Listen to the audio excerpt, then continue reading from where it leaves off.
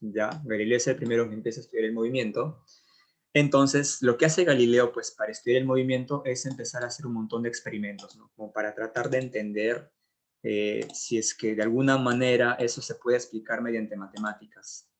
Entonces, pues, los experimentos que hace Galileo son experimentos sobre planos inclinados, ¿no? Imagina que, pues, construyes un montón de planos así, inclinados, y pues por aquí haces experimentos, digamos, soltando algunas esferitas. Dejo aquí una esferita caer y pues veo, digamos, cuánto tiempo le toma en caer aquí, ¿no? Digamos, mido cuánto tiempo le toma en llegar hasta este punto, qué distancia ha recorrido, y él empezó a hacer experimentos de este tipo, ¿no? Evidentemente, pues cambiando los parámetros, ¿no? Por ejemplo, pruebo primero con un plano inclinado así, después puedo probar con un plano que sea más inclinado y ver qué sucede, ¿no? Ver qué pasa con el tiempo. Esto cae más rápido, cae más lento, recorre más distancia, menos distancia. Entonces, él empezó a hacer un montón de experimentos de este tipo. Y lo que se dio cuenta es que este fenómeno del movimiento se dio cuenta que se podía expresar o se podía entender mediante matemáticas. O sea, encontró una forma matemática de poder traducir esto, ¿no? En un lenguaje matemático. Y por eso, como hizo este paso, ¿no? De, digamos, de estudiar este fenómeno del movimiento, pero de manera matemática, entonces es por ese motivo por el cual se le considera el padre de la física, ¿no? Porque fue, digamos, una de las primeras personas que empezó a utilizar las matemáticas para, digamos, tratar de modelar algunos fenómenos de la naturaleza. Ya entonces Galileo tiene ese paso importante al hacer eso de ahí. Entonces, bueno, él estudia el movimiento. Y bueno, para entender el movimiento, pues primero lo que tenemos que hacer es, lo que se hace en física es lo siguiente ya. En física, si tú quieres, digamos, entender un fenómeno que es complejo, digamos que si tú te vas a... Ya, disculpen. Entonces, por ejemplo, les decía, ¿no? Si en física tú quieres estudiar algo, ya, qué sé yo, el movimiento, por ejemplo, y este fenómeno es complejo, entonces pues probablemente vas a tener dificultades, ¿no? Lo que se hace en física es siempre, digamos, empezar a analizar un caso bien sencillo.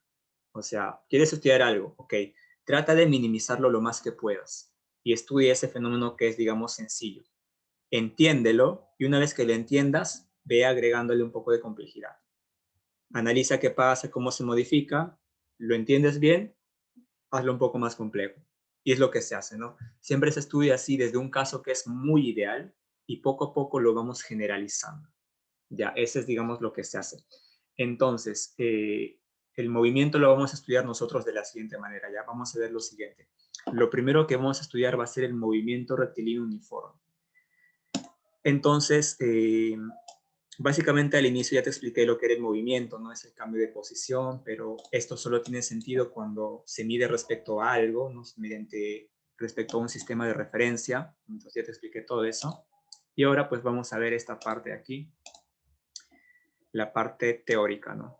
Entonces mira, ¿qué es el movimiento rectilíneo uniforme? Bueno, en esta parte de aquí vamos a introducir un concepto importante que es el concepto de velocidad o de rapidez, ¿ya? Y bueno, a mí me interesa que entiendas, digamos, qué significa este concepto, porque es un concepto bastante sencillo e intuitivo.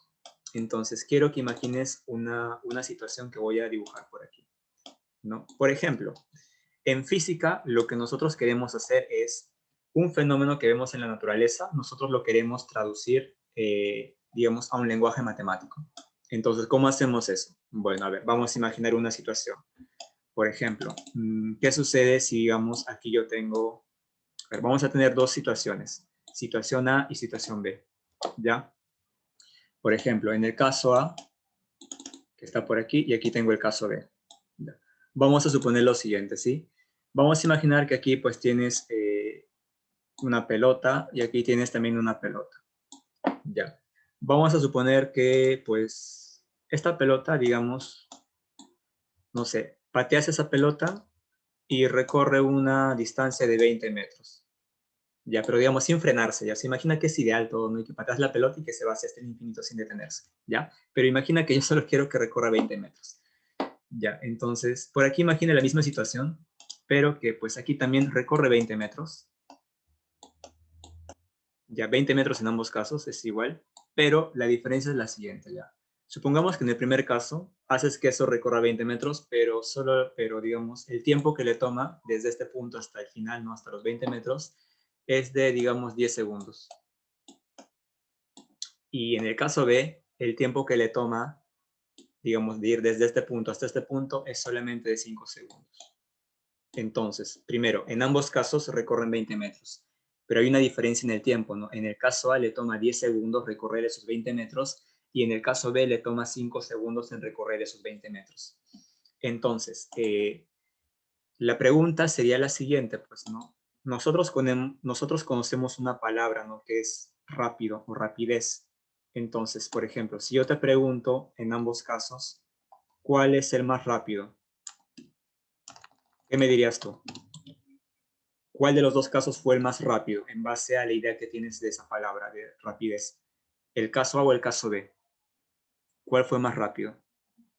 Digamos, ¿quién llega antes a la meta? La A, pues. La A. ¿Seguros? A ver, piensen. En el caso A, recorres 20 metros, pero te toma 10 segundos. Y en el caso B, recorres 20 metros y solo te toma 5 segundos. La B, la ¿Qué? B. ¿La ves o no? En este caso, bueno, tú podrías darte cuenta que el caso B, no podrías darte cuenta que el caso B, este de aquí es más rápido. Y en este contexto, ¿cómo entiendo rápido? Porque en el caso B, tengo que recorre 20 metros, pero solo le toma 5 segundos. En cambio, en el caso A, recorre 20 metros, pero le toma 10 segundos. O sea, si yo hago el experimento a la vez, van a recorrer los 20 metros, pero el que va a llegar primero será el caso B, porque solo le va a tomar 5 segundos, ¿no? En cambio, el otro, 5 segundos después, recién va a llegar a completar los 20 metros. Entonces, aquí evidentemente hay una diferencia, ¿no? A un caso, digamos, le toma menos tiempo y al otro le toma un poco más de tiempo.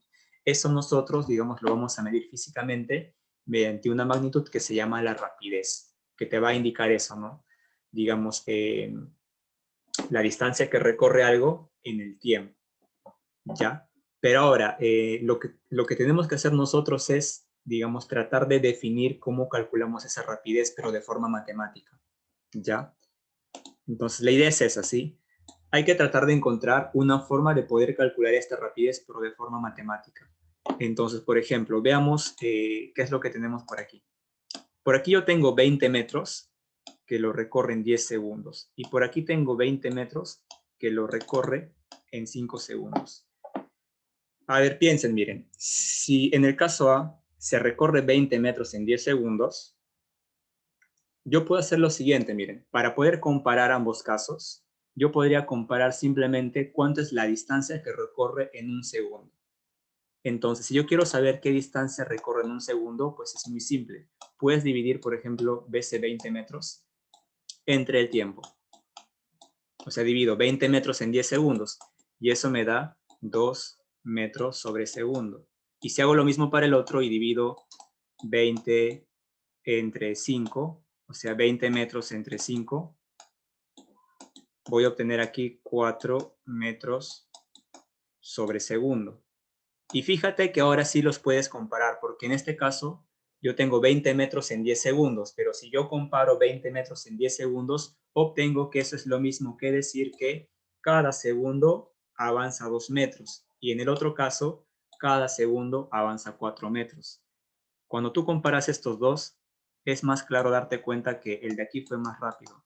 ¿Por qué? Porque mientras este de aquí, cada segundo recorría 4 metros. En cambio, este de aquí, cada segundo solo avanzaba 2 metros. Pero fíjate que precisamente eso lo obtengo cuando divido la distancia entre el tiempo, ¿no? Entonces, precisamente, cuando hicimos esa comparación de distancia entre tiempo, esa magnitud que aparece se llama la rapidez. La rapidez se define como la distancia entre el tiempo, ¿no? Y como te dije, pues es un concepto que a Galileo se le ocurrió, ¿no? Porque precisamente como, ¿no? Como te hice ver ahí en el ejemplo, hay una diferencia, ¿no? A pesar de que ambos recorren 20 metros, uno llega más antes que el otro. Entonces, ¿cómo yo puedo medir eso? No sé cómo yo puedo medir eso, porque las distancias ya sabes cómo se mide, el tiempo también lo podemos medir, pero yo cómo puedo medir eso, ¿no? Digamos que un caso llega más rápido que el otro, que le toma menos tiempo. Entonces Galileo se inventa una magnitud nueva que es la rapidez y la define como distancia entre tiempo. ¿Ya? Entonces, esto es un aporte de Galileo. Y aquí viene la parte que te dije, ¿no? Que ese fenómeno, él lo traduce en un lenguaje matemático. Y aquí pues ya aparecen las matemáticas, ¿no? Y aquí aparece esta magnitud que es rapidez y se define como distancia entre tiempo. Entonces, de esa manera más o menos nace la idea de lo que es la rapidez. Entonces, ahora sí vamos a verlo en detalle, ¿no? Por ejemplo, ¿qué es ser un movimiento rectilíneo uniforme? Dice, es el movimiento en el cual una partícula, y en este caso cuando hablamos de partícula en física, una partícula pues se refiere, digamos, a un cuerpo que no tiene dimensiones. O sea, es como un puntito nomás. Ya un puntito pues que tiene masa pero que no tiene una dimensión. Ya entonces dice, es el movimiento en el cual una partícula se mueve con velocidad constante. Entonces, ahora te explico qué es la velocidad, ¿no? Ya te expliqué qué es la rapidez, pero ahora te explico qué es la velocidad. Dice, al mantener la velocidad constante, el móvil se desplaza en línea recta en una sola dirección, recorriendo distancias iguales en intervalos de tiempos iguales. La siguiente figura es un ejemplo de un MRU. Por ejemplo, fíjense, en este caso yo tengo que un auto se está moviendo con 4 metros por segundo. Recuerden que esto de aquí que ha aparecido, apareció como consecuencia de dividir la distancia entre el tiempo, ¿no? Como la distancia está en metros y el tiempo lo mides en segundos, por eso la rapidez se mide en metros sobre segundo. Entonces, aquí tengo un carro que se está moviendo con 4 metros por segundo. Lo que me interesa que entiendan aquí de esto es lo siguiente, ¿no? ¿Qué significa 4 metros por segundo? Por ejemplo, si entiendes eso va a ser fácil cinemática. Por ejemplo, mira, si digamos tú tienes ahí ese carro que yo voy a dibujar una pelota aquí, ya, imagina que tienes ese carro que estaba ahí en el ejemplo y te dice que este carro se mueve con 4 metros por segundo. ¿Qué significa 4 metros por segundo? 4 metros por segundo significa lo siguiente, que cada un segundo ese carro recorre 4 metros. ¿Ya? Por eso, ¿te acuerdas en el ejemplo yo te decía, no? 20 metros entre 5 segundos, o sea, que tu carro recorre 20 metros en 5 segundos, es lo mismo que tu carro recorre 4 metros en un segundo. Pero me conviene compararlo con un segundo porque es más fácil, ¿no? O sea, 20 metros en 5 segundos es lo mismo que 4 metros en un segundo. Entonces, pues vamos a utilizar más bien esto, ¿no? Así, 4 metros entre un segundo. Y eso se escribe 4 metros por segundo. ¿Pero qué significa? Significa que cada un segundo ese carro recorre 4 metros. Entonces, imagina que aquí tienes ese carro que está ahí, que se mueve con 4 metros por segundo. Entonces, pues tú estás ahí con tu reloj y pues mides que pasa, digamos, un segundo. Digamos, mides un segundo y pues la pelota ahora estará aquí, digamos. La pelota, por ejemplo, estará aquí. Ya. ¿Cuánta distancia ha recorrido? 4 metros exactamente. Ya. Después mides otra vez con tu reloj. Un segundo exacto. Y la pelota estará aquí.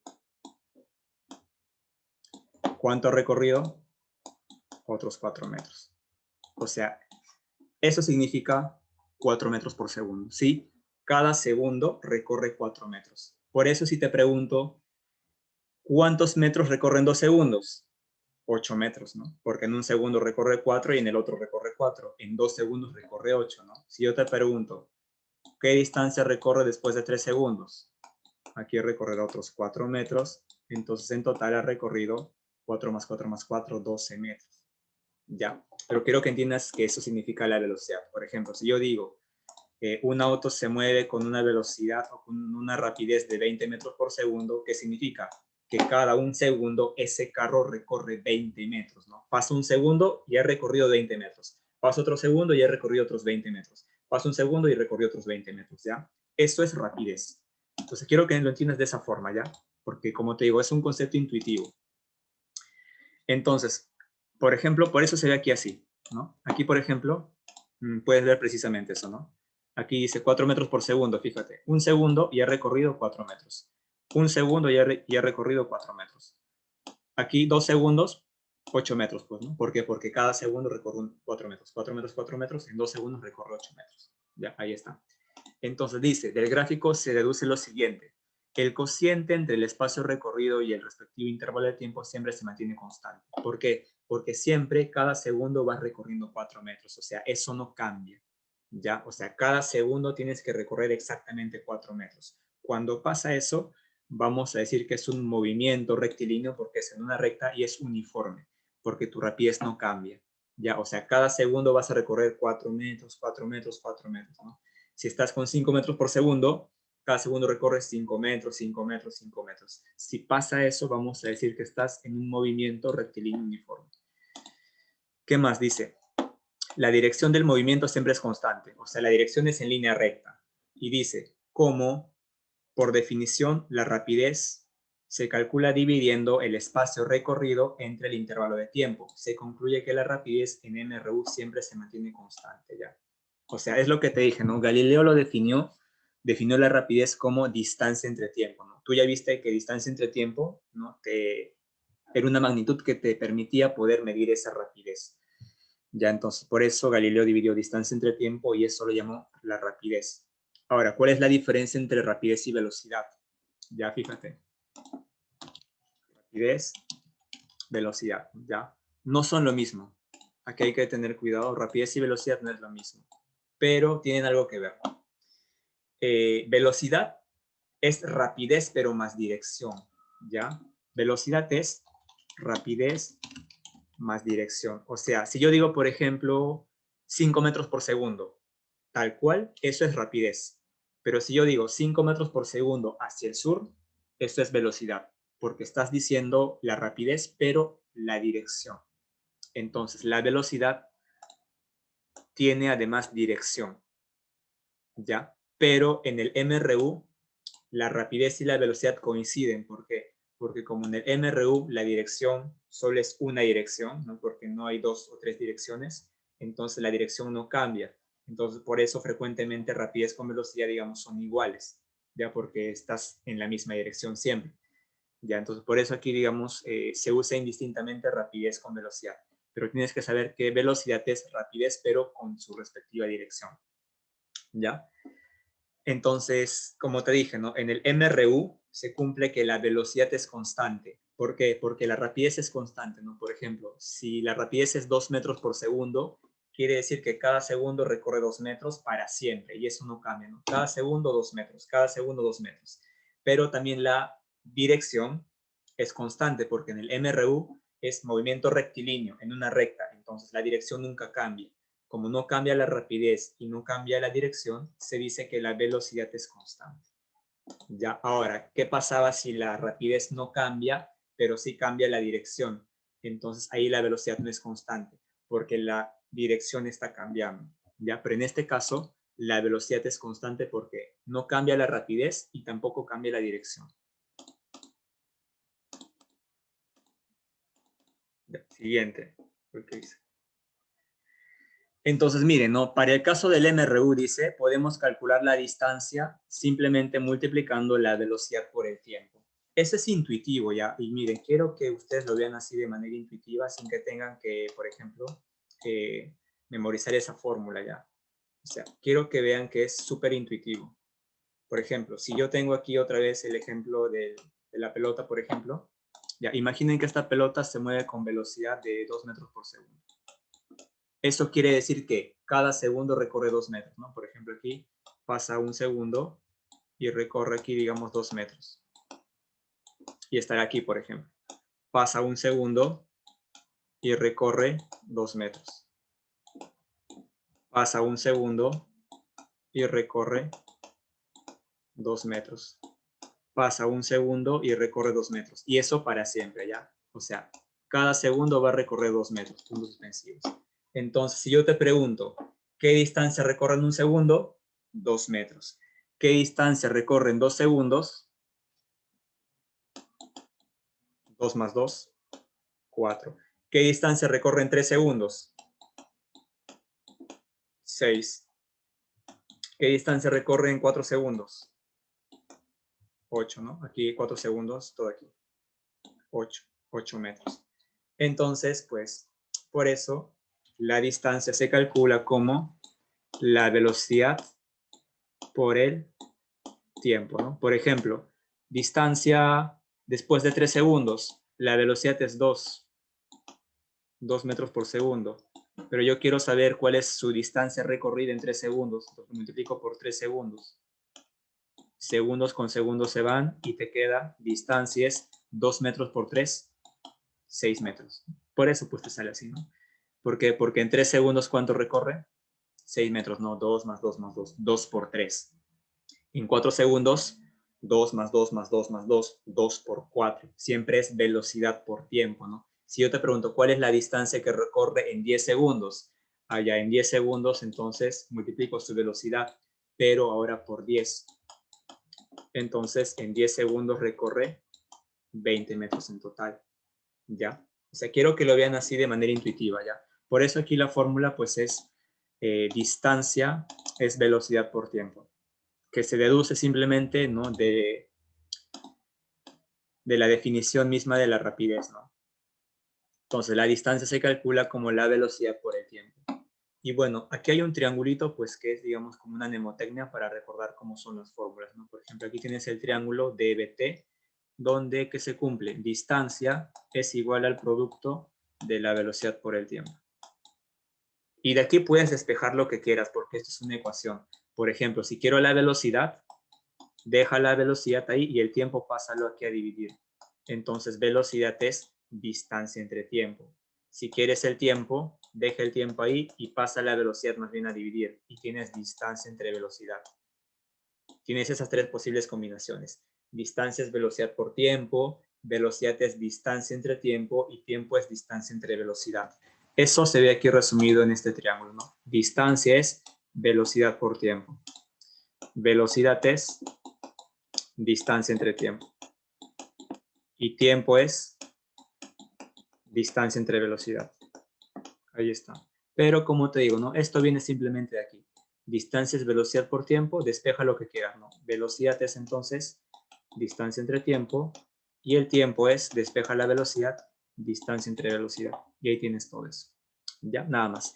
Ahora, dentro del sistema internacional, como te dije, la velocidad se mide en metros por segundo, la distancia se mide en metros y el tiempo se mide en segundos. Entonces, en los problemas de física, si el tiempo está en minutos, lo pasas a segundos. Si la distancia está en kilómetros, lo pasas a metros. ¿Ya? Porque vamos a trabajar dentro del sistema internacional y la distancia tiene que estar en metros, el tiempo en segundos para que la velocidad esté en metros por segundo. Básicamente eso es lo que tienes que saber aquí de MRU, simplemente esta es la única fórmula que existe y bueno, las otras se deducen de simplemente aplicar un poco de razonamiento, pero se deduce igual. Vamos a ver en especial estas 2 fórmulas y la siguiente clase te explico de dónde sale, pero por ejemplo tengo lo siguiente, mira, tengo movimiento simultáneo. Imagina que aquí tengo pues, digamos, ¿no? 2 objetos que se están moviendo con velocidades y se están acercando. Entonces, en algún momento se van a chocar. Ya, yo quiero calcular cuál es el tiempo en el cual se van a encontrar. O sea, están aquí separadas y en cuánto tiempo se van a encontrar. Entonces, ¿cómo puedo hacer eso? Mira, aquí tengo, por ejemplo, ¿no? Una pelota con una velocidad sub A y aquí una pelota con velocidad sub B. Ya.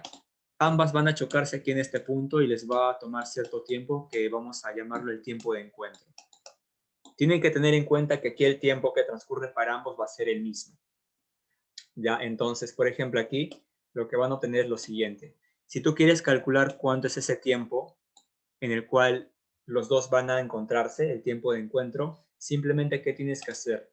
La distancia que hay entre los dos objetos al inicio, lo tienes que dividir entre la suma de las velocidades.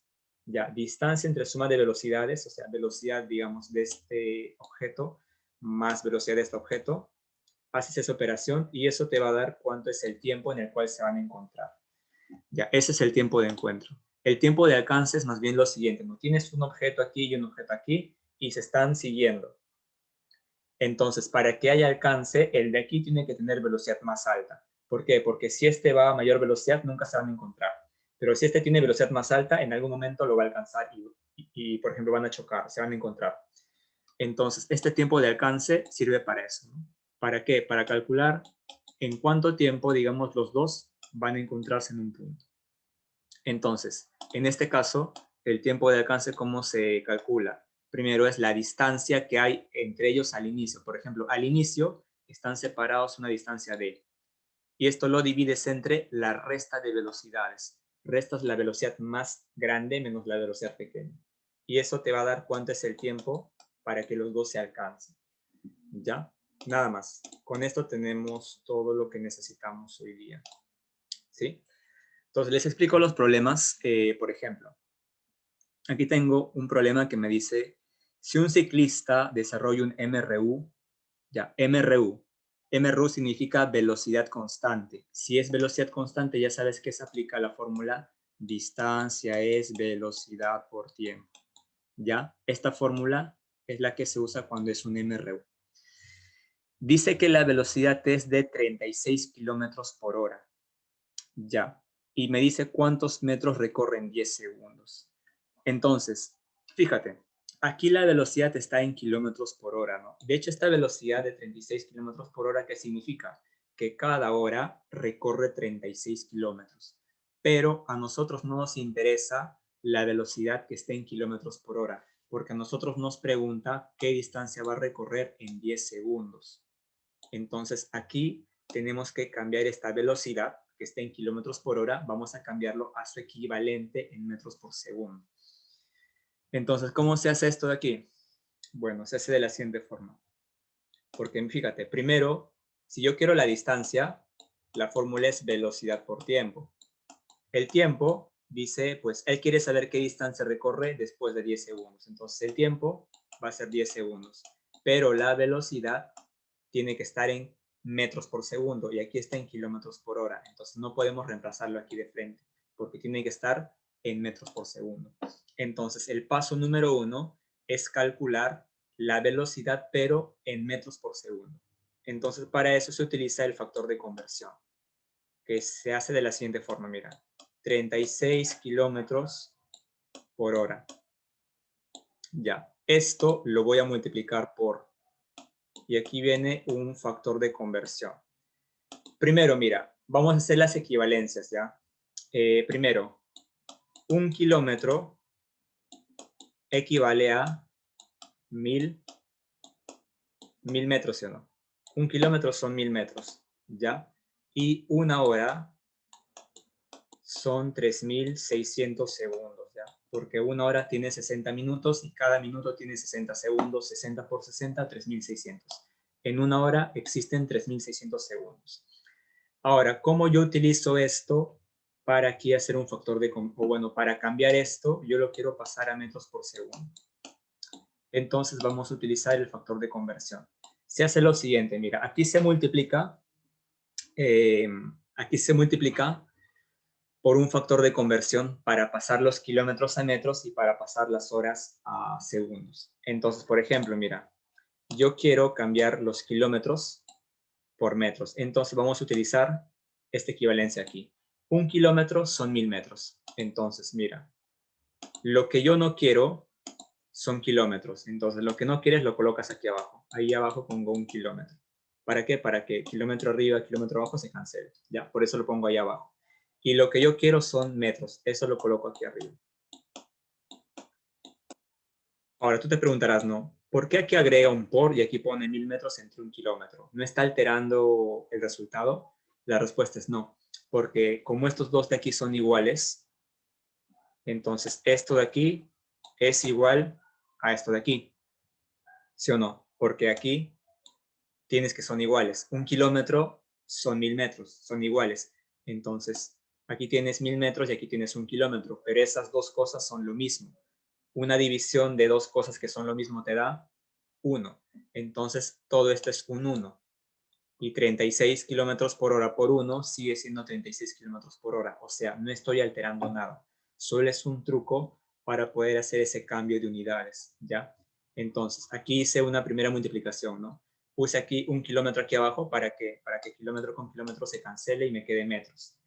Ya, entonces, con eso, esto ya va a estar en metros. Pero ahora quiero desaparecer las horas y quiero tener segundos. Entonces, aquí lo multiplicamos por el otro factor de conversión. Aquí colocas por, y fíjate, una hora son 3600 segundos. Entonces, ahora Las horas tengo que ponerla aquí arriba. ¿Por qué? Para que se cancele con las horas aquí abajo, ¿ya? Entonces, 1 hora lo coloco ahí arriba, aquí, 1 hora. Y abajo coloco el equivalente, 3.600. ¿3.600 qué? 3.600 segundos. Voy a hacerlo de otro color.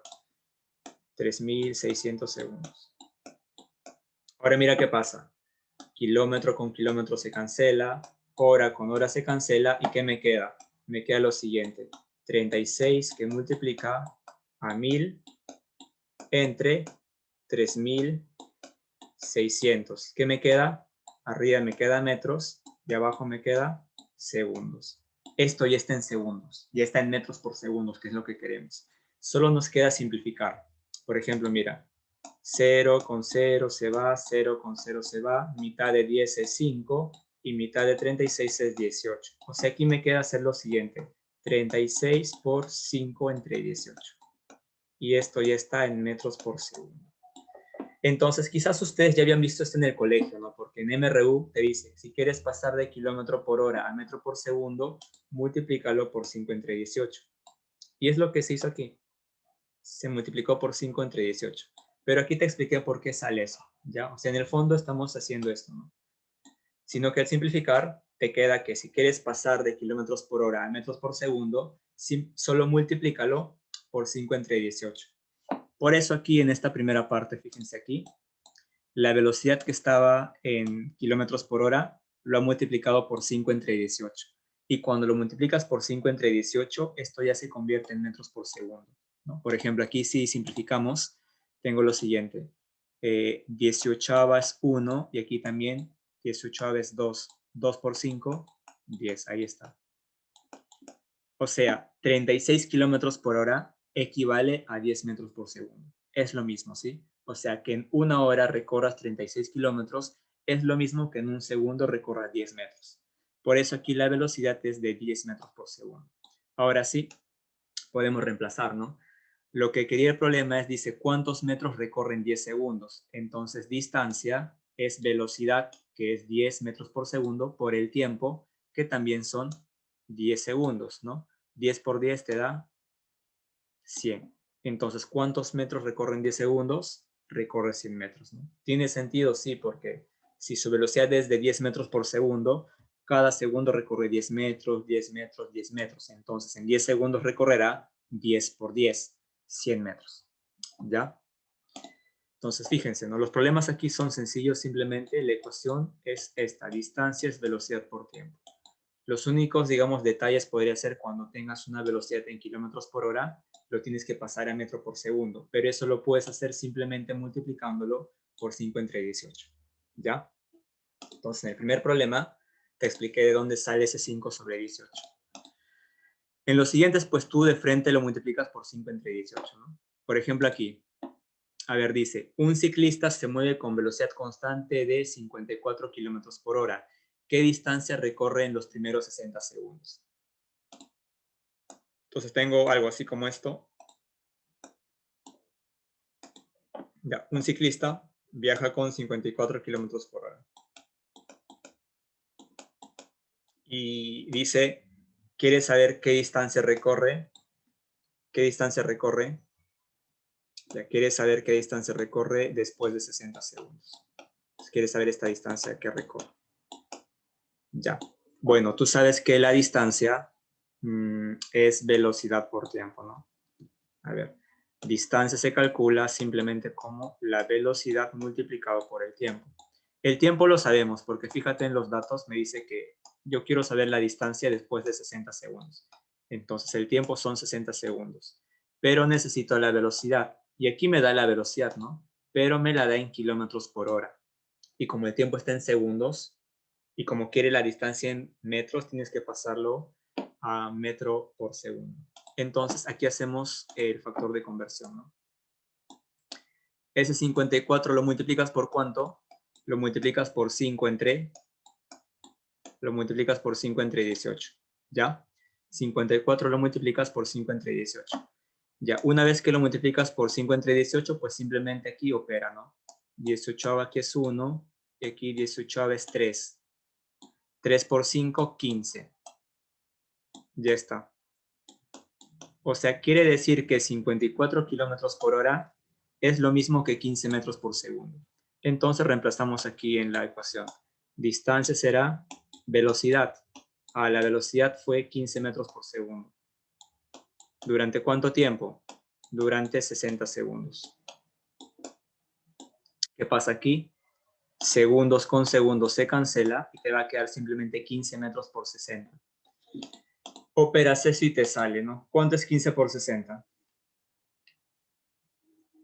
6, 90, 900 creo. Sí, 900. 15 por 60, 15 por 6 te da 90, ¿no? Pero con ese 0 se convierte en 900. Entonces la distancia es de 900 metros, ¿no? ¿Sí? O sea, en 60 segundos va a recorrer 900 metros. Ya. Preguntas hasta aquí, a ver qué tal. ¿Se entiende la idea de los problemas? La única ecuación es distancia, velocidad por tiempo, ¿no? Y por ahí que, digamos, si la velocidad está en kilómetros por hora, que lo pases a metros por segundo, nada más.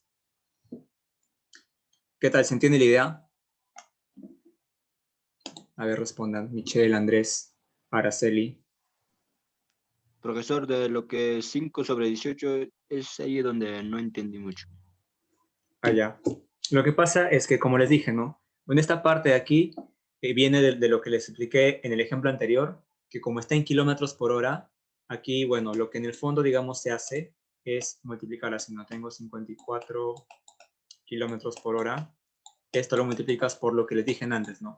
Un kilómetro son, por ejemplo, 3.600 metros. Ya, y luego una hora, no, perdón, ¿qué estoy diciendo? Un kilómetro son 1.000 metros, aquí corregir. Un kilómetro son 1.000 metros. Ya, y luego una hora, y luego aquí una hora son 3.600 segundos. Ya, entonces lo que se hace es esto de aquí. Entonces vas a tener que horas con horas se va, kilómetros por kilómetro se va, y te va a quedar simplemente así. 54 que se multiplica a lo siguiente. 54 que multiplica a 1.000 entre 3.600. Y esto ya está en metros sobre segundo. Luego simplificas y te va a quedar así 54 por 10 entre 36, que si simplificas te queda por 5 sobre 18. O sea, como una regla práctica, si tú tienes una velocidad que está en kilómetros por hora, para que lo conviertas a metro por segundo, lo vas a multiplicar siempre por 5 entre 18. Por eso aquí 54 kilómetros por hora lo he multiplicado por 5 sobre 18. Cuando lo multiplicas por 5 entre 18, eso ya se convierte automáticamente en metros por segundo. Ya, o sea, ya lo toman ustedes como una regla, ¿sí? Si ven algo que está en kilómetros por hora y quieres pasarlo a metros por segundo, lo multiplicas por 5 entre 18 y eso debe estar en metros por segundo. Ya, entonces aquí, 54 kilómetros por hora es lo mismo que 15 metros por segundo. Ya, o sea, recorrer cada hora 54 kilómetros es lo mismo que recorrer cada segundo 15 metros. Son equivalentes. Entonces, ese es el detalle nomás que tienen que hacer aquí, ¿sí? Cuando quieran pasar de kilómetros por hora a metros por segundo, lo tienen que multiplicar por 5 entre 18, nada más. ¿Ya? El por qué es el que les dije aquí, ¿no? En el fondo se hace eso de ahí. Pero luego ustedes lo hacen como una regla práctica y cada vez que quieran convertir de kilómetros por hora a metros por segundo, ustedes lo multiplican por 5 entre 18. ¿Ya?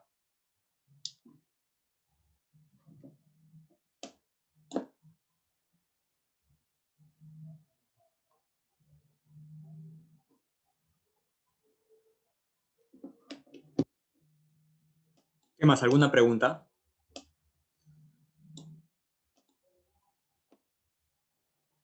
Ya. Le he tomado foto y lo he enviado al grupo.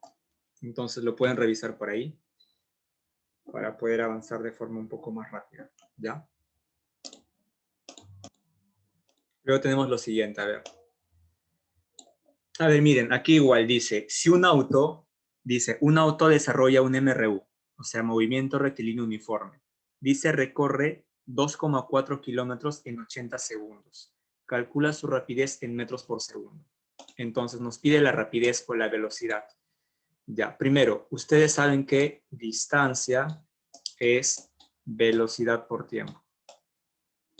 En este caso nos pide la rapidez o la velocidad. Entonces, velocidad es también lo mismo que distancia entre tiempo. ¿Ya? ¿Cómo se calcula la rapidez o la velocidad?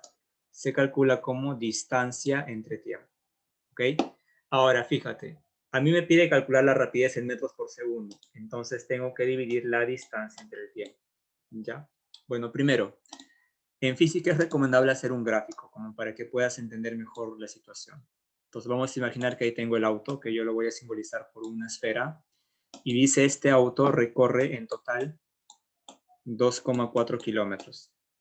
No dice recorre 2,4 kilómetros, pero esos 2,4 kilómetros dice lo recorre en un total de 80 segundos. O sea, le tomo 80 segundos en completar 2,4 kilómetros. En base a esto me pide calcular la velocidad o la rapidez a la cual estaba viajando. Entonces, el dato que tenemos nosotros es la distancia, ¿no? Yo tengo que la distancia es de 2,4 kilómetros. Ya, yo tengo esa distancia, 2,4 kilómetros. Y el tiempo, el t, que es el tiempo, es 80 segundos. Ya, 2,4 kilómetros y el tiempo es 80 segundos. Ahora, fíjate, yo podría reemplazar de frente aquí en la fórmula, ¿no? Porque la velocidad es distancia entre tiempo. Pero el detalle es que la distancia está en kilómetros.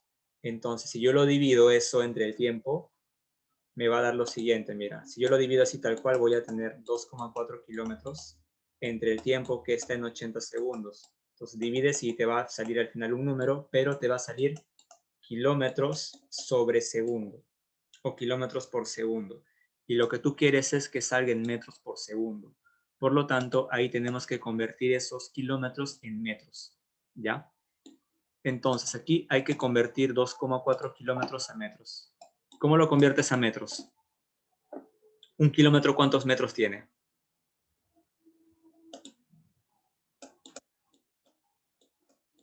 Ahí tienen que recordar. Un kilómetro son 1000 metros. ¿Ya? Un kilómetro son 1000 metros. Entonces, 2,4 kilómetros será 2,4 multiplicado por 1000, porque cada kilómetro pues es 1000 metros. Entonces aquí es 2,4 por 1000. Y esto se convierte en 2400, ¿no? Aquí 1, 2, 3. Muy bien, 2400. Entonces 2,4 kilómetros equivale a 2400 metros. Y ahora esto sí lo vamos a reemplazar. ¿Ya?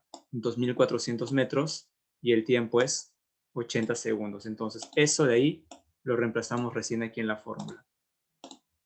Entonces, fíjense, velocidad es igual a ¿qué?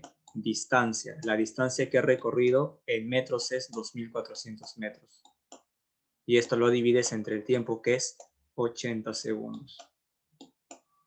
Luego simplificamos, ¿no? 0 con 0 se va, 240 entre 8, eso es 30. 30 ¿qué? Metros por segundo. O sea, esta fue su velocidad, ¿no? Cada segundo ha recorrido 30 metros. Entonces la respuesta en este caso es la alternativa C. ¿Ya? 30 metros por segundo. Entonces, miren, como les dije, ¿no? Consejos para esta parte que es de cinemática, que lo vamos a continuar la siguiente clase, porque aquí en cinemática vamos a ver MRU de caída libre. Ya entonces, ya se van a familiarizar con estos conceptos. Ya, en este caso, la única ecuación que utilizamos es la de aquí, que es simplemente distancias, velocidad por tiempo. Ya dependiendo de si un problema te pide velocidad, solamente tienes que despejar. Así como aquí, ¿no? Velocidad es el tiempo lo pasas a dividir y tienes que velocidad es distancia entre tiempo. Ahora, tienes que fijarte qué datos tienes, ¿no? En este caso yo tenía la distancia y tenía el tiempo, pero la distancia está en kilómetros, porque me decía 2,4 kilómetros. Lo tienes que pasar a metros. Eso lo haces multiplicando simplemente por 1000, porque recuerda que un kilómetro tiene 1000 metros. Entonces 2 kilómetros tiene 2000 metros, ¿no? Y 2,4 kilómetros tiene 2400 metros. Entonces, como ya la distancia está en metros y el tiempo está en segundos, reemplazas aquí en la fórmula, velocidad es distancia entre tiempo, ¿no? O sea, 2.400 metros entre 80 segundos, esos son 30 metros por segundo, ¿ya? Muy bien, hasta esta parte, ¿qué tal? Vamos a quedar aquí en este tema y vamos a pasar a química. Y la siguiente completamos los problemas que faltan, ¿ya? Y bueno, quiero que practiquen esta parte, ¿no? Para ver los demás problemas, porque vamos a necesitar que, ¿no? que entiendan bien estos conceptos, ¿ya?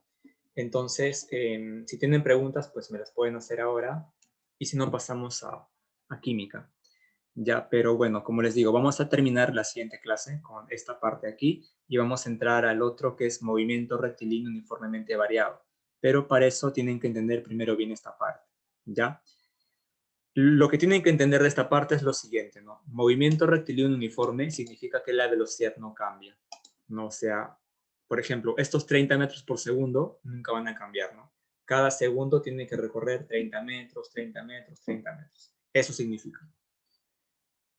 La próxima clase ya vamos a estudiar qué pasa cuando la velocidad cambia. Entonces, ahí va a cambiar un poquito la cosa, ¿ya? Pero por hoy día lo dejamos aquí en física, ¿ya? Entonces quiero que repasen esto y la próxima clase a ver si tomo así un test con problemas así sencillos para que marquen rápido en, por ejemplo, en Kahoot. ¿Ya? Entonces quedamos en esta parte en física y pasamos a química. ¿Sí? ¿Puedo cerrar esta parte? Sí, Sí, profesor. Ya, entonces vamos a pasar a química, ¿ya? Bueno, en química es un poco teórico, así es que ahí voy a hablar bastante. Ya, por ejemplo, antes de pasar al tema que nos toca, quiero explicarles un poco, por ejemplo, lo que habíamos visto en la parte que vimos de propiedades de la materia. ¿Se acuerdan que hablamos de los estados de la materia, ¿no? El estado sólido, líquido y gaseoso. Y les había comentado, pues, que esto básicamente se debe a cómo interaccionan los átomos internamente. Entonces, miren, por aquí tengo una animación como para que puedan entender mejor cómo es esto de los cambios de estado de la materia. Entonces, por ejemplo, miren, aquí tengo el estado sólido, líquido y gaseoso, ¿ya? Y lo que quiero que vean es lo siguiente, ¿no? ¿Se acuerdan que el estado sólido básicamente se debe a lo siguiente, ¿no? Tienes, digamos, los átomos, y estos átomos tienen fuerzas de atracción y tienen fuerzas de repulsión, ¿ya? En el estado sólido lo que pasa es que la fuerza de atracción es mucho más fuerte que la de repulsión, y como esa fuerza de atracción es más fuerte, los átomos están ahí, pegados, se están moviendo, pero no se pueden alejar tanto porque hay una fuerza de atracción que lo impide. Entonces, por eso el sólido, como tiene una fuerza de atracción que es más grande que la de repulsión, se están ahí confinados en cierta parte del espacio, digamos. Como lo vemos aquí en la animación, ¿no? Por ejemplo, aquí fíjense, tengo estos átomos de aquí, ¿no? Cada bolita, digamos, me representa un átomo. En este caso tengo átomos de neón. Fíjense que ahí está en estado sólido. Fíjense que se están moviendo internamente, pero hay una fuerza que los está atrayendo y por eso están ahí, ¿no? Fijos, como que quieren separarse, pero no se alejan tanto por esa fuerza de atracción que los mantiene así unidos. Ya, lo siguiente, quiero que vean que aquí la temperatura me está marcando aquí. Esto, por ejemplo, está en 14 Kelvin, 14 grados Kelvin. Si tú quieres ver cuánto es el equivalente en centígrados, 14 Kelvin significa menos 259 grados centígrados. Es una temperatura muy, pero muy baja. Ahora, cuando hablamos de magnitudes en física, nosotros vimos que para el sistema internacional la temperatura, te dije que se mide en grados Kelvin, ¿no? La temperatura se mide en grados Kelvin, en grados K, ¿no? Grados Kelvin. Pero bueno, nosotros, por ejemplo, pues aquí en Perú utilizamos los grados centígrados. Pero te dije, ¿no? Que el sistema internacional mide la temperatura en grados Kelvin, ¿no? O sea, así como está aquí, ¿no? 14 Kelvin equivale a 259 grados centígrados, ¿no? Menos 259. Ahora, quiero que entiendas lo siguiente ya. ¿Por qué, digamos, el sistema internacional considera Kelvin como su unidad principal de la temperatura y no el grado centígrado? Lo que pasa es que Kelvin, los grados Kelvin son una escala de temperatura absoluta. Uy, salió mal eso. Ya. Los grados Kelvin son una escala de temperatura absoluta. ¿Qué quiere decir que es una escala de temperatura absoluta? Quiere decir que el 0 grados Kelvin coincide con el cero absoluto. ¿Y saben qué es el cero absoluto? El cero absoluto, digamos, es la temperatura en la cual los átomos, digamos, ya no se mueven. Y es que ustedes tienen que entender que la temperatura, que siempre te han enseñado, se refiere a una propiedad microscópica que tienen los átomos. Y básicamente esos átomos, vamos a imaginar que estos son dos átomos, no están quietos, sino que están moviéndose constantemente. Entonces, estos átomos, como se mueven, tienen energía de movimiento, que se llama energía cinética. Entonces, esta energía cinética, dependiendo si tienen bastante energía cinética, porque se pueden mover, digamos, bastante rápido, o se pueden mover de forma lenta, entonces eso se ve reflejado en la temperatura. Por ejemplo, si algo tiene alta temperatura, significa que sus átomos internamente tienen una energía cinética muy alta y sus átomos se están moviendo bastante rápido. Si tiene poca energía cinética, va a tener poca temperatura. Entonces miren, quiero que se den cuenta qué es lo que va a pasar cuando yo bajo la temperatura. Por ejemplo, miren, a 14 grados Kelvin, los átomos se están moviendo. Si yo bajo la temperatura hasta 0 grados Kelvin, ¿sabes qué tiene que pasar? Pues tendría que pasar que los átomos, a medida que se acercan al cero, van a moverse cada vez menos y menos y menos. Y teóricamente, cuando llega a 0 grados Kelvin, los átomos dejan de moverse, se quedan quietos. Eso no pasa en la realidad, es imposible que pase en la realidad, pero digamos teóricamente sería eso, ¿no? Entonces miren, vamos a ver qué sucede, como te digo, si yo bajo la temperatura, que aquí está en 14 grados Kelvin, vamos a bajar la temperatura hasta el cero absoluto. Y quiero que te fijes qué va a pasar con los átomos. Entonces mira, vamos a bajar la temperatura. Fíjate que aquí tengo este interruptor de aquí, que hacia arriba es calor, o sea, dar energía. Si doy energía, la temperatura aumenta. Si quito energía, la temperatura disminuye, mira. Vamos a quitar energía. La temperatura ha bajado a 6 Kelvin. Vamos a bajar más, mira. 5 Kelvin, 4 Kelvin, 3 Kelvin, 2 Kelvin, 1 Kelvin. Fíjate. En temperatura 1 Kelvin, los átomos se están moviendo, pero menos.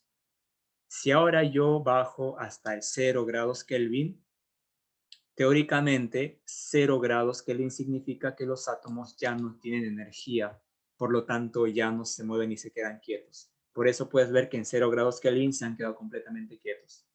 Esto es teórico. Como te digo, en la vida real, ¿no? Físicamente es imposible de hacer llegar un material hasta el cero absoluto.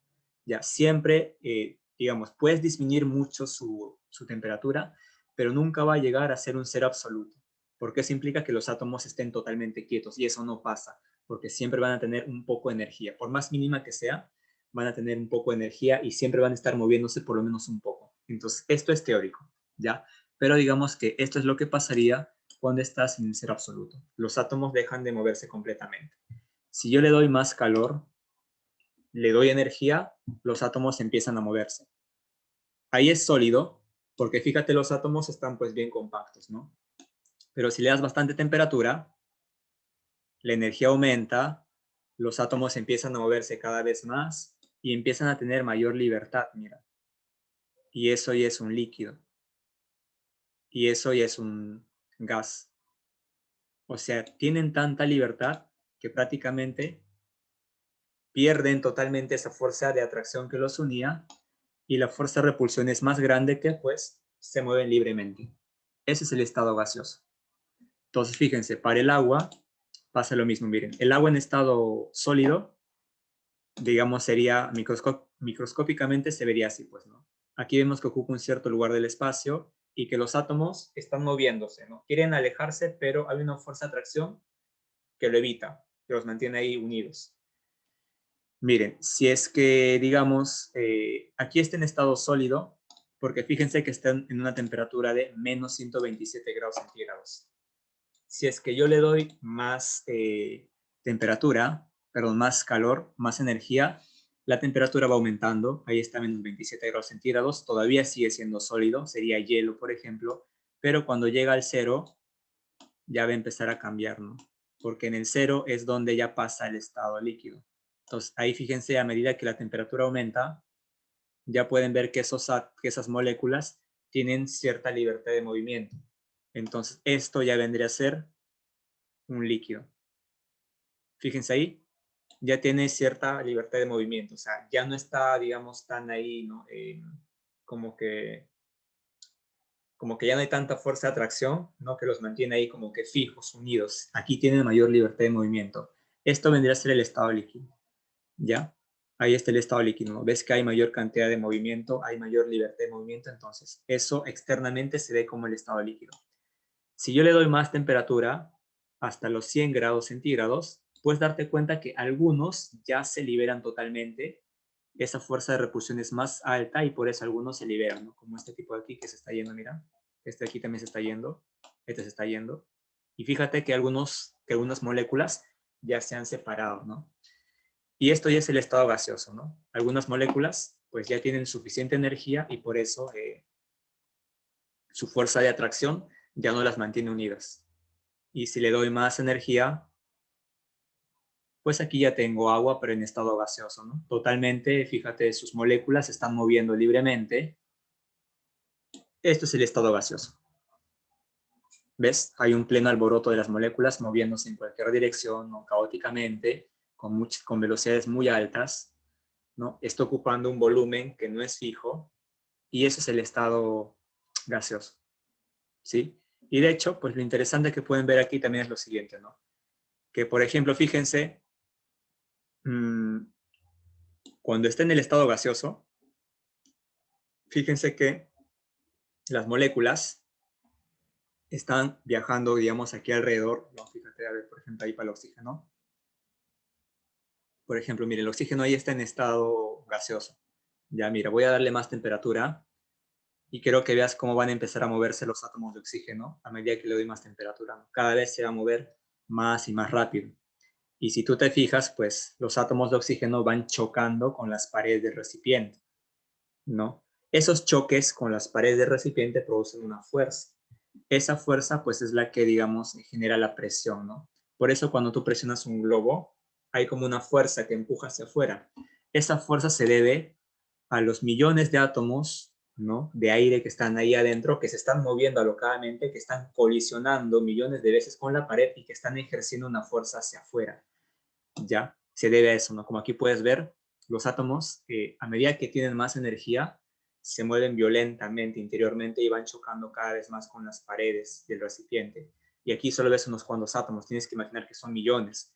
Entonces, esos choques son los que producen esa fuerza, ¿no? Que cuando presionas el globo sientes que hay una fuerza que, ¿no? Como que impide eso. Esa fuerza se debe básicamente a la interacción que tienen los átomos cuando están ahí moviéndose violentamente y están chocando con ¿no? Con las paredes del globo, ¿ya? Entonces, esto vienen a ser los estados de la materia vistos aquí desde el nivel microscópico, ¿no? Sólido, ahí, líquido, gaseoso, ¿ya? Entonces, quería que vean eso, ¿no? En la parte de química, ya que lo expliqué en la clase pasada, pero se entiende mejor con una animación. Muy bien, ahora, lo que nos toca ver ahora es básicamente la parte del átomo, ¿ya? Que vendría a ser lo siguiente. Voy a abrir la siguiente diapositiva, que es la parte del átomo que nos tocó hoy día.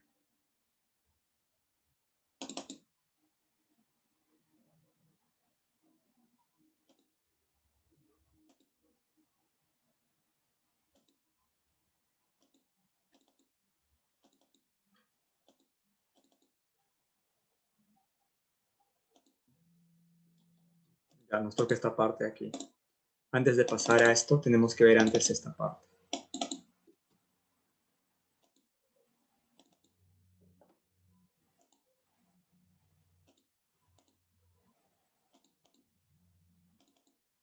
De aquí.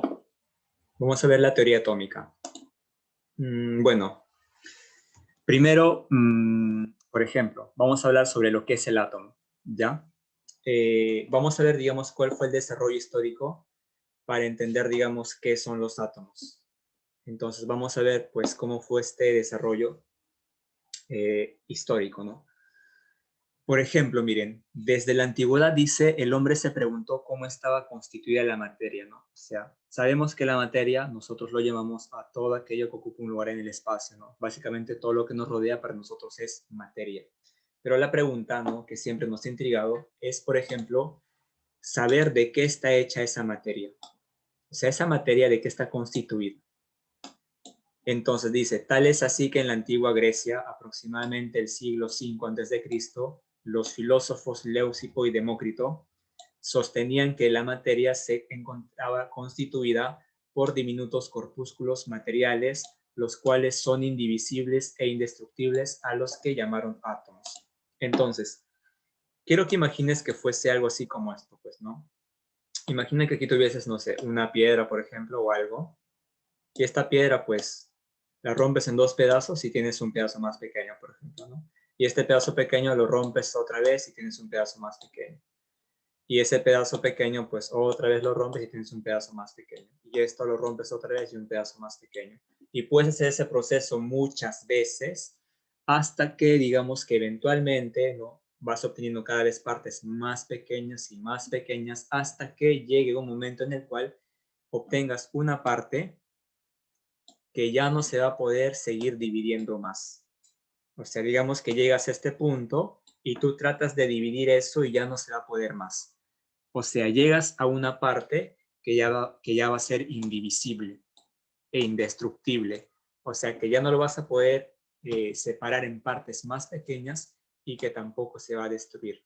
Entonces, Leucipo y Demócrito pensaba que eso pasaba con la materia, ¿no? Que toda la materia, digamos, tú podías así, ¿no? Cada vez dividirla en partes más pequeñas, pero eso no era un proceso ilimitado, sino que iba a llegar un momento en el cual esa parte pequeña que tenías ya no se podía seguir dividiendo más y que iba a ser indestructible. Y a esto es a lo que ellos llamaron el átomo.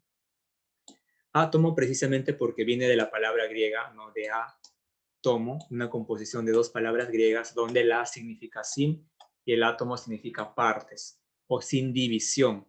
Entonces, átomo significa sin división. ¿Por qué? Porque precisamente era la idea que tenía Demócrito y Leucipo al decir que si tú ibas dividiendo cada vez más la materia en partes más pequeñas, él pensaba que en algún momento ese proceso ya no se iba a poder hacer más. Entonces, a esta parte que ya no puedes dividir más, él lo llamó el átomo, sin división. ¿Ya? Entonces, aquí vemos una idea de lo que es el átomo, ¿no? Dada por los filósofos. Como te digo, esta parte es filosófica, o sea, no tiene sustento, digamos, científico, pero pues la gente empezaba a preguntarse y, digamos, ellos pensaron que podía ser así. Entonces, digamos que esto, pues, viene a ser como la precursora, ¿no? A lo que después se va a descubrir lo que realmente es el átomo. Entonces, hoy día vamos a ver los modelos atómicos, ¿no? Vamos a ver cómo es el átomo.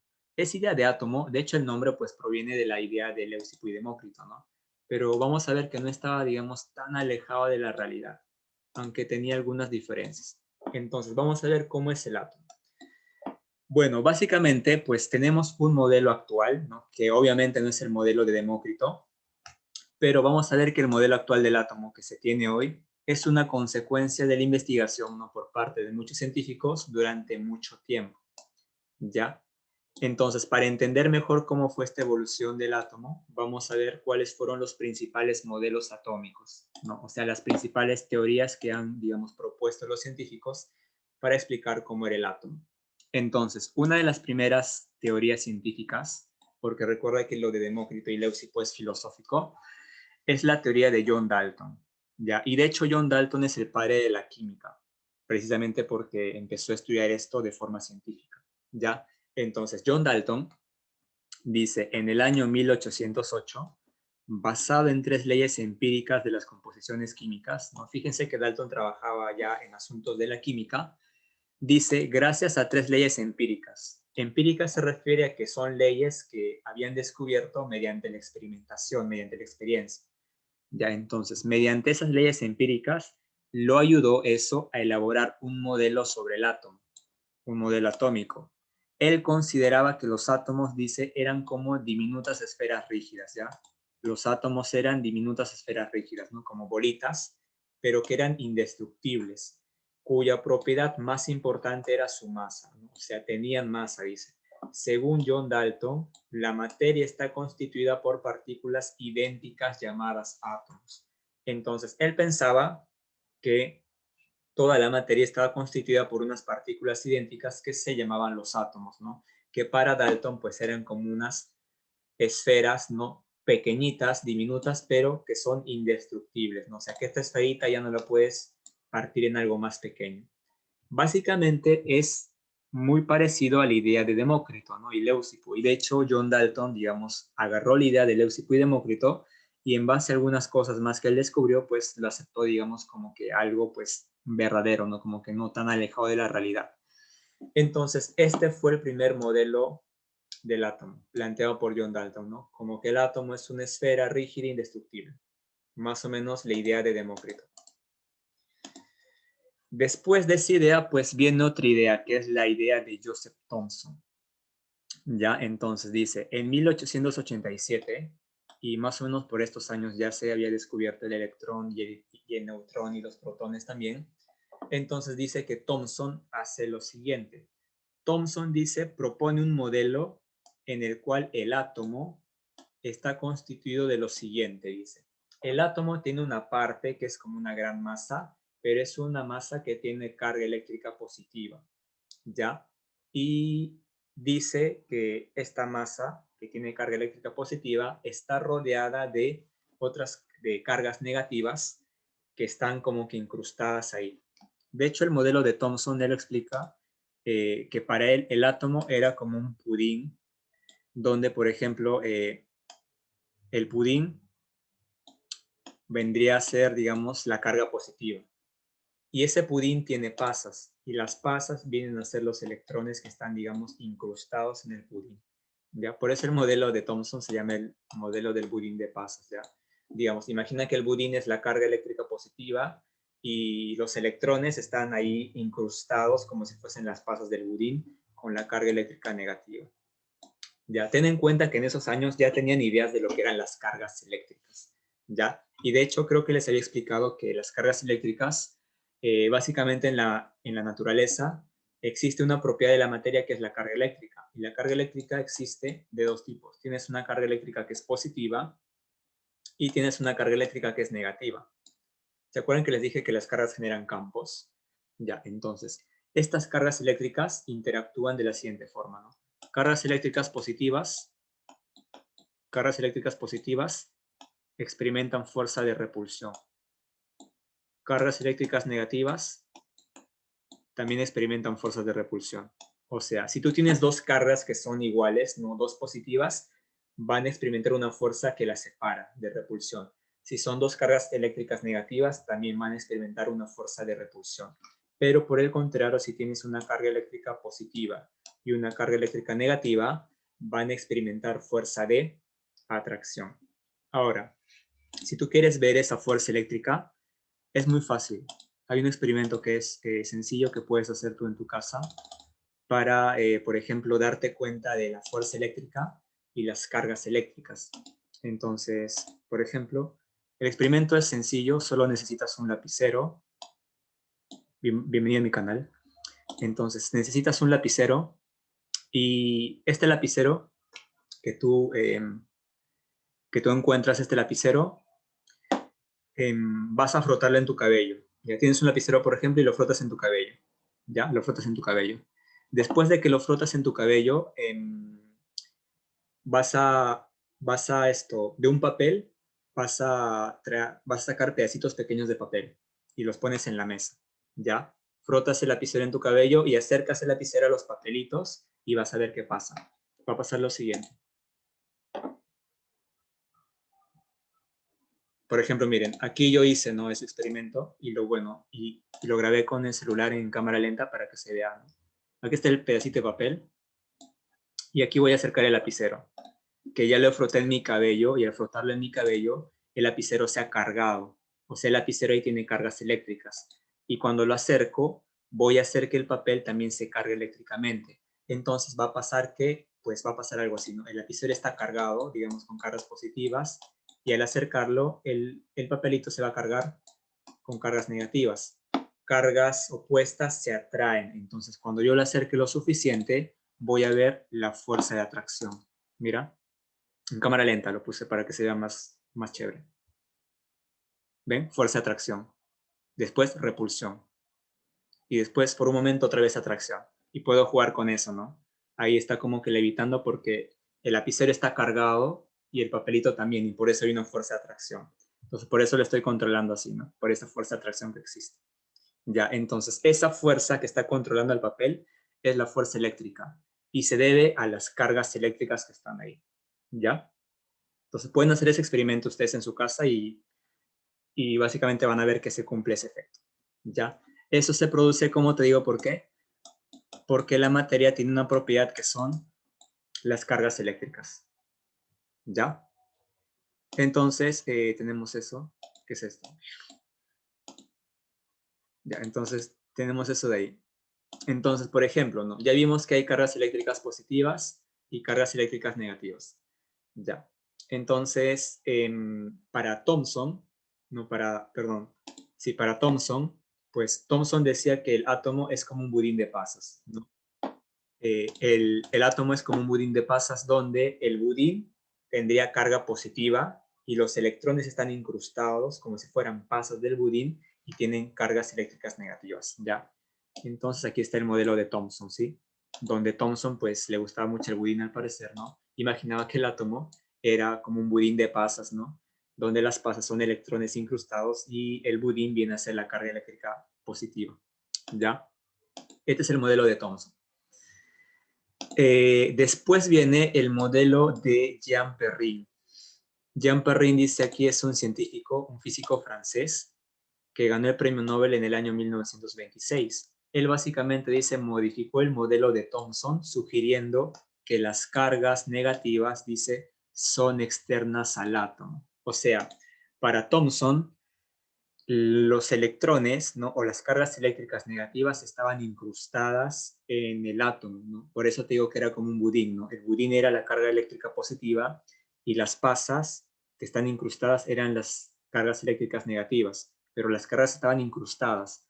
En cambio, para él dice que no están incrustadas, sino que más bien están externas al átomo, así como vemos aquí. Ya los electrones están por fuera, dice, están externas, pero no están incrustadas. Entonces, esto de aquí es también un cambio importante, porque por primera vez se habla de los electrones que son periféricos, o sea, que están alrededor del átomo y no están incrustados internamente. ¿Ya? Entonces, aquí tenemos el siguiente modelo, ¿no? Fíjense cómo poco a poco se van añadiendo cosas. ¿Ya? Entonces, después tenemos otro modelo, que es el siguiente, por ejemplo.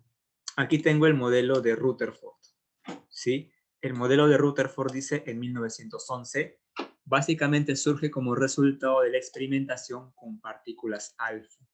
Formuló un modelo atómico en el cual el núcleo determina la masa del átomo, al igual que la carga positiva. Los electrones giran a manera de satélite alrededor del núcleo en trayectorias circulares.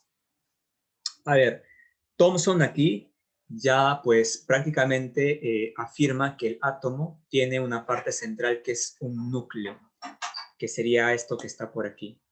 Y no solo eso, sino que Thomson dice que este núcleo tiene contenida internamente a la carga positiva. Y los electrones están aquí afuera viajando como si fueran planetas alrededor del Sol. Pero lo importante aquí es que Rutherford se da cuenta que el átomo debe tener un núcleo y que ese núcleo debe ser positivo. ¿Y por qué se da cuenta eso? Porque hace un experimento con partículas alfa, que vamos a ver ahora en detalle más o menos de qué trataba. El experimento que hace Rutherford con las partículas alfa consta de lo siguiente. Mira, Rutherford agarra una lámina de oro. Vamos a dibujar aquí una lámina de oro.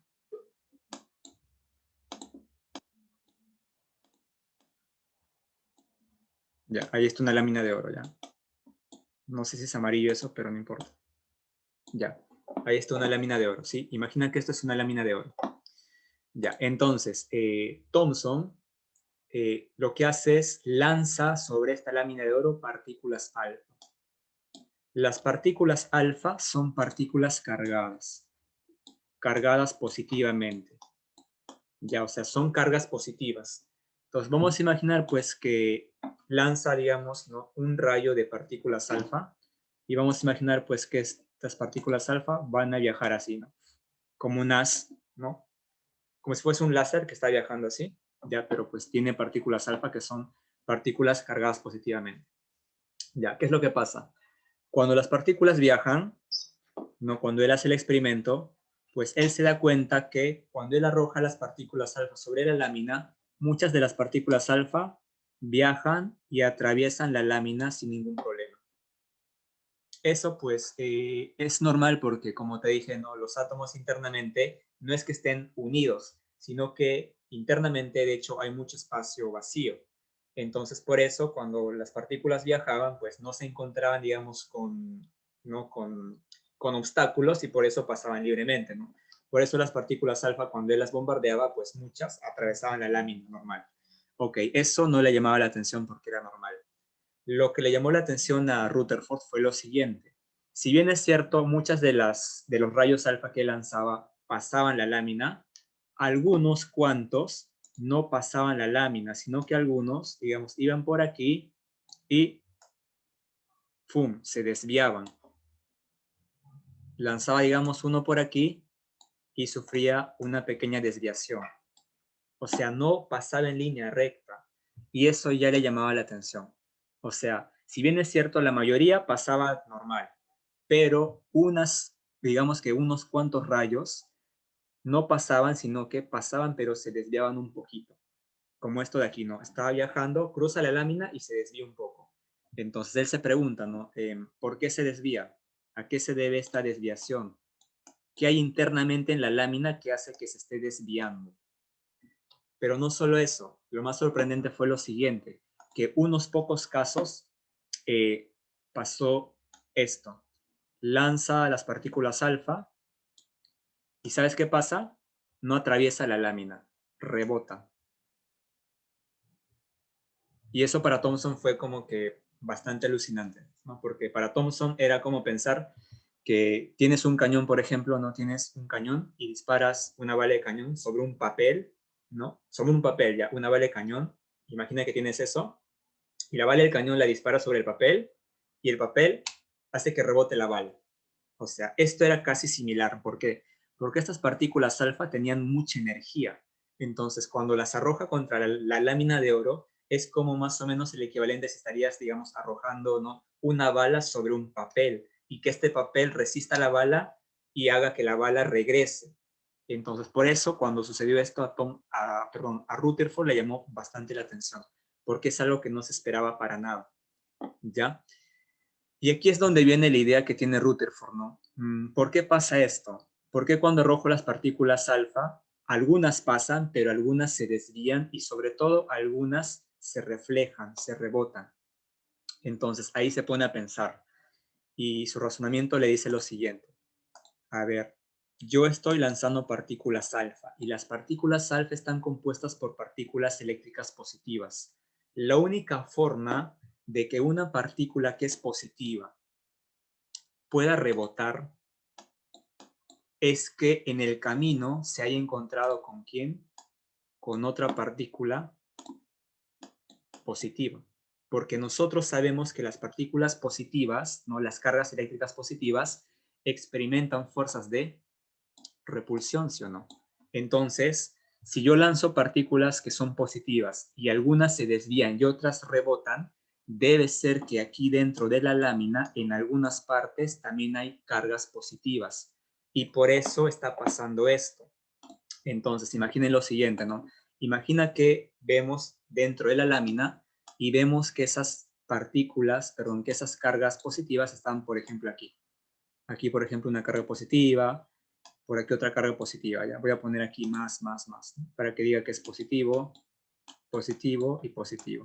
Ya. Imagina que yo lanzo, pues, los rayos alfa, ¿no? Imaginemos que vemos una de esas partículas cargadas que también son positivas, ¿no? Por ejemplo, lanzo una por aquí, una partícula alfa positiva. Entonces, imagina, pues, que yo lanzo aquí en esta dirección y, bueno, pues, viaja por aquí, no se encuentra, digamos, con otra partícula positiva, entonces pasa normal, sin ningún problema. Pero algunas de las partículas que lanzaba, más bien pasaba lo contrario, ¿no? Digamos que la lanzas por aquí y esta partícula, alfa, pasa cerca de la partícula y por ejemplo esta partícula alfa pasa muy cerca de otra partícula que está cargada positivamente. Entonces como se encuentra, bueno, aquí tienes una carga positiva y tienes otra que se acerca, pero está muy cerca, van a experimentar fuerza de repulsión. Eso es lo que causaba que esta partícula que es positiva, cuando se acerque esta otra partícula positiva, se acerca demasiado, experimente una fuerza de repulsión, lo cual se traducía en una desviación de su trayectoria. ¿Por qué? Porque como son positivas, se repelen. Entonces llegan aquí, se desvía. Eso pasaba en ese caso. Y en el otro caso, algunas partículas, digamos, cuando las lanzaba, pues coincidían, ¿no? En la misma dirección en la cual estaba la otra partícula cargada. Entonces, si yo lanzo esta de aquí y choca directamente con esta, no van a poder chocar porque hay una fuerza de repulsión. Entonces chocan y la fuerza de repulsión las bota. Y por eso algunas rebotaban y se iban hacia allá. Esas eran las que regresaban. Entonces esto le hizo dar cuenta a Rutherford que interiormente, digamos, de la lámina de oro habían partículas positivas y por eso esas partículas alfa se estaban desviando. Entonces eso le, ¿no? digamos, le ayudó a Rutherford a darse cuenta que el átomo tenía un núcleo, una parte, digamos, central, y este núcleo estaba formado por partículas positivas. Por eso el modelo de Rutherford es así, ¿no? Rutherford dice que el átomo tiene un núcleo, que está aquí, por ejemplo, ¿no? Tiene un núcleo que está formado por cargas positivas. ¿Y por qué se dio cuenta eso? Por el experimento que hizo con la lámina de oro y las partículas alfa, ¿no? Porque algunas se desviaban. Y él también propone pues que los electrones tienen que estar aquí viajando alrededor del núcleo, como si fueran planetas, ¿ya? Entonces, este de aquí es el modelo de Rutherford. Como vemos, pues ya es un modelo un poco más elaborado, ¿no? El siguiente modelo que viene, ya estamos casi acabando, es el modelo de Niels Bohr. Ya, Niels Bohr dice, en 1913, para explicar dice, para explicar, entre otros aspectos, la emisión y absorción de la luz, más exactamente la formación de los espectros discretos por los elementos, y haciendo uso de la teoría cuántica de la luz, introdujo el concepto de órbitas para los electrones con estados de energía cuantizados. Ok, esto que parece chino, ¿qué significa? Significa lo siguiente. Por ejemplo, Niels Bohr, digamos, va a cambiar un poco la teoría que tiene Rutherford, por algunas razones, ¿ya? Por ejemplo, la teoría de Rutherford, si bien es cierto, tiene razón en que el núcleo tiene que tener la carga positiva, tiene, digamos, algunos pequeños detalles que son los siguientes. Por ejemplo, si nosotros consideramos que el átomo está compuesto por un núcleo que es positivo y que los electrones están aquí viajando alrededor como si fueran planetas, aquí hay un pequeño problema y es el siguiente. Cuando el electrón viaja alrededor del núcleo, ¿no? Imaginando que fuese como un planeta que viaja alrededor del Sol, este electrón en su viaje va perdiendo energía.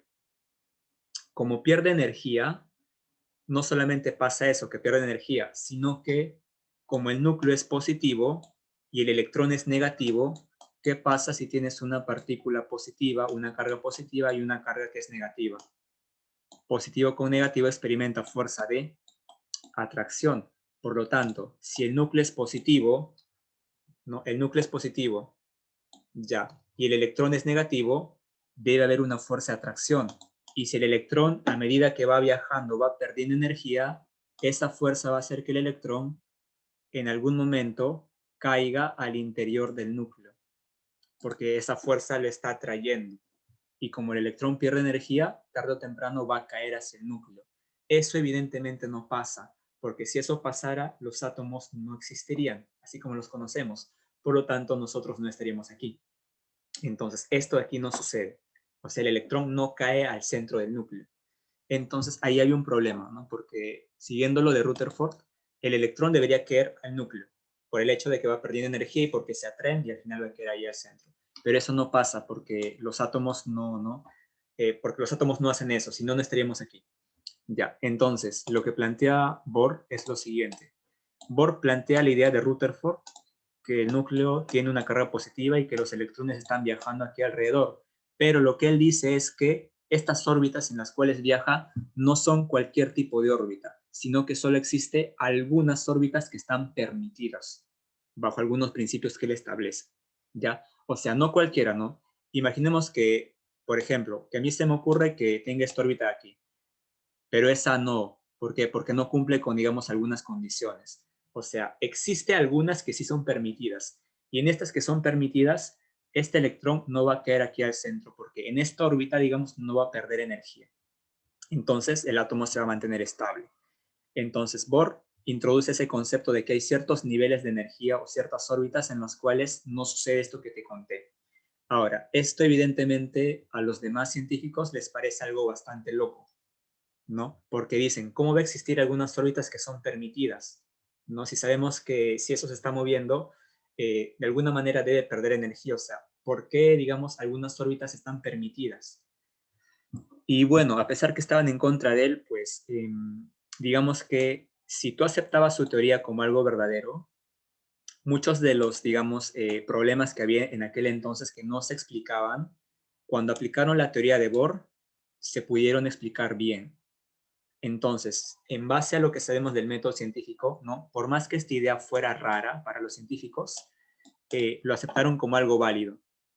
¿Por qué? Porque demostraba que sí se cumplía, ¿no? Que demostraba algunas cosas.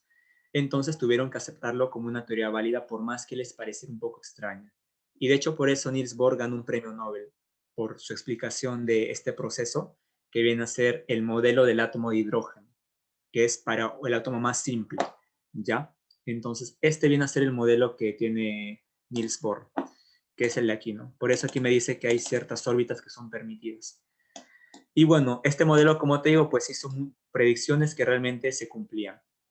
Después viene el modelo de Sommerfeld, que es como el modelo de Bohr, pero Sommerfeld establece que no solo existen órbitas que son circulares, sino que también pueden haber órbitas elípticas, ¿no? Como que tienes el átomo ahí, pero que no solo los electrones están moviéndose en círculos, sino que también pueden moverse en elipses.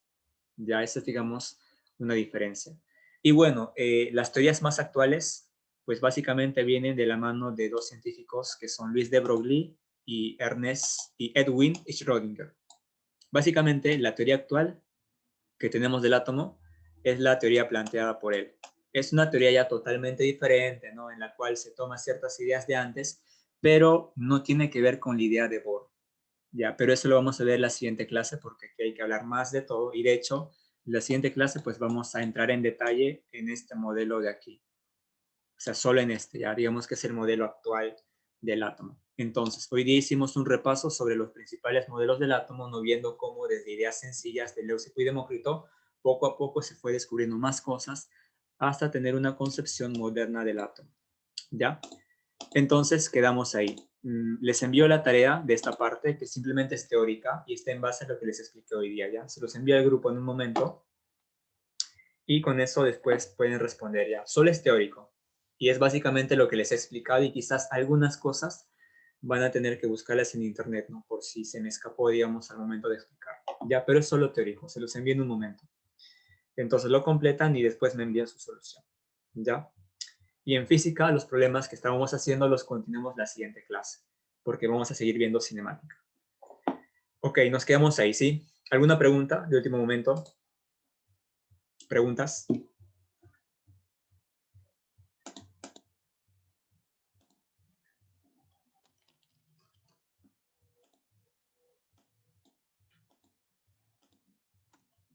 ¿Preguntas? ¿Alguna pregunta de último momento antes de acabar la clase?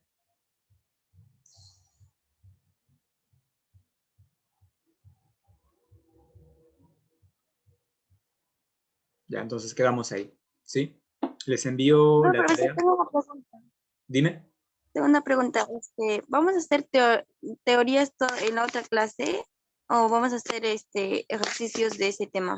De química ya vamos a hacer problemas. Y de física De también. química. Sí, de química también problemas, sino que esta parte es bastante teórica, ¿no? Y bueno, para entender la última Ay, ay. parte, teníamos que ver esta parte como para que entren en contexto y después vamos a ver ya la parte práctica. Ya, pero la siguiente clase porque, como te digo, no, es un poco más extenso. ¿Ya? Ya está bien. Entonces, hoy día es solamente teórico, ¿sí? Muy bien, nos quedamos ahí entonces. Les envío la tarea en un momento. Y bueno, nos vemos el próximo sábado.